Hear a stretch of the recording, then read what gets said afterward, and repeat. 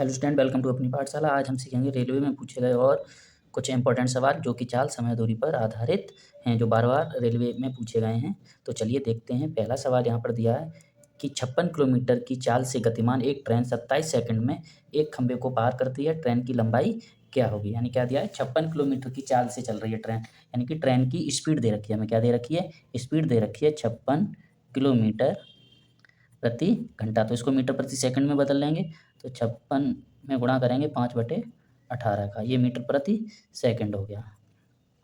अब क्या दिया है कि 27 सेकंड में एक खंभे को पार करती है। कितने टाइम क्या दिया है? 27 सेकंड। क्या टाइम दिया है? 27 सेकंड। ट्रेन की लंबाई, यानी ट्रेन की जो लंबाई होगी वो क्या कहते हैं, जितनी डिस्टेंस कवर करेगी उसके बराबर होगी। तो ट्रेन की लंबाई ज्ञात करने के लिए क्या लगा देंगे हम कि स्पीड इंटू टाइम।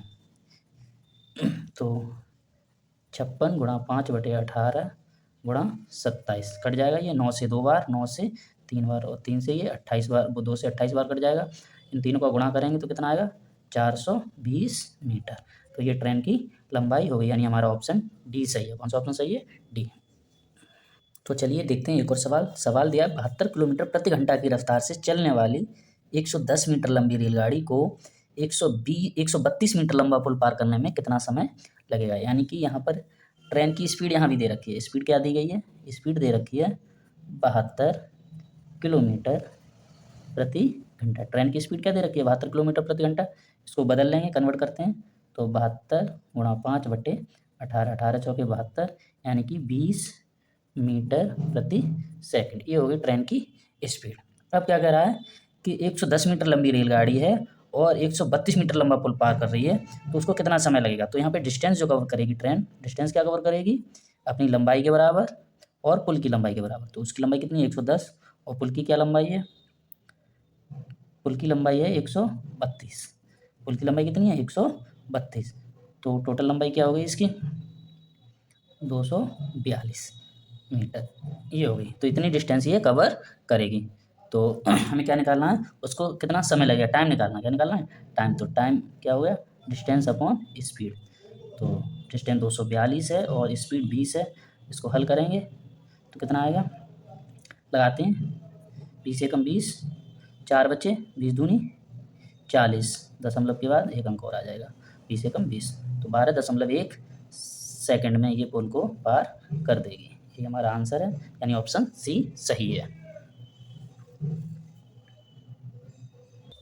तो चलिए देखते हैं एक और सवाल। सवाल दिया है एक बस और एक कार की चालों का अनुपात। किसका अनुपात? बस और कार की चाल का अनुपात। बस और कार की चाल का अनुपात दिया है 7:11। बस और कार के अनुपात का, वो कार की चाल का अनुपात, किसका अनुपात दिया है? ये चाल का अनुपात दिया है, स्पीड का। किसका अनुपात दिया है? स्पीड का। तो क्या कह रहा है? यदि कार 396 किलोमीटर की दूरी 6 घंटे में तय करती है, तो यहाँ से हम क्या करेंगे कि कार की चाल निकाल लेंगे। क्या निकालेंगे? कार की चाल। तो कार की स्पीड क्या हो जाएगी? कार की चाल। कार की चाल क्या हो जाएगी? 396/6, 66 किलोमीटर प्रति घंटा। अब यहाँ से देखिए, ये 11 का 6 गुना हो रहा है। किसका 6 गुना हो रहा है? 11 का। तो बस की चाल अगर हम निकालेंगे, किसकी? बस की चाल अगर हम निकालेंगे, तो बस की चाल, बस की चाल क्या हो जाएगी? इसका 6 गुना, क्योंकि ये 11 से 6 गुना हो रहा है, तो ये 7 का 6 गुना हो जाएगा। तो यानी कि 42 किलोमीटर प्रति घंटा। तो हमारा ऑप्शन ए सही है। तो चलिए देखते हैं एक और सवाल। सवाल दिया है कि ए और बी की चालों का अनुपात। किसका अनुपात? ए और बी की चालों का अनुपात, यानी कि स्पीड का रेशियो दे रखा है हमें। स्पीड का रेशियो कितना दिया है? 4:5। ये ए और ये बी के लिए बोला है, ठीक है। ए और बी की चाल में अनुपात कितना दिया है? 4:5। इसलिए गंतव्य स्थान तक पहुंचने में ए को बी की तुलना में 20 मिनट अधिक समय लगता है। यानी जो ए है उसको 20 मिनट अधिक समय लगता है बी से। यदि ए अपनी चाल को दोगुना कर लेता है तो वह उस दूरी को कितने समय में तय करेगा? यानी जो डिस्टेंस है वो कांस्टेंट है, यानी कि निश्चित दूरी तय करनी है दोनों को। तो डी जब कांस्टेंट है तो यहाँ से हम टाइम का रेशियो निकाल लेंगे। जब डिस्टेंस कांस्टेंट होगी तो टाइम का रेशियो क्या होगा? स्पीड के रेशियो से पलट देंगे, यानी कि टाइम का जो रेशियो होगा वो 5:4 होगा, यानी 5:4। ये टाइम का रेशियो हो गया। किसका रेशियो हो गया? टाइम का। तो यहाँ से मान लेंगे कि ए को जो समय लग रहा है वो 5x लग रहा है और जो बी को जो समय लग रहा है वो 4x लग रहा है। तो ये वाला जो समय है, इन दोनों के जो समय का अंतर है वो कितना है, 20 मिनट। ये अधिक समय ले रहा है यानी 20 मिनट है। तो हल कर लेंगे इसको, 5x में से 4x घटाए 1x रह गया और 20 यानी x का मान क्या आ गया, 20 आ गया। तो ए को कितना समय लग रहा है दूरी तय करने में, मान लीजिए 100 मिनट समय लग रहा है। ए को कितना समय लग रहा है, 100 मिनट, और इसको कितना लग रहा है, 80 मिनट। कितना समय लग रहा है, 80 मिनट।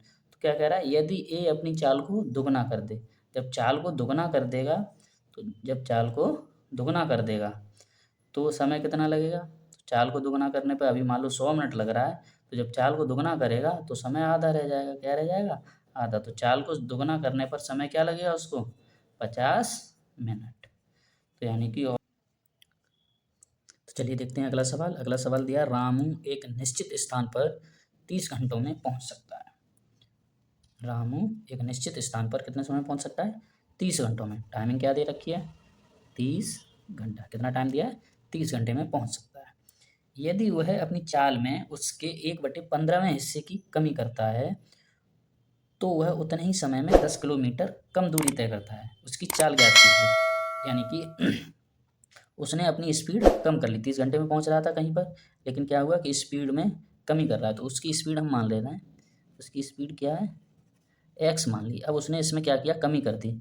तो कितनी कमी कर रहा है, 1/15वें हिस्से की।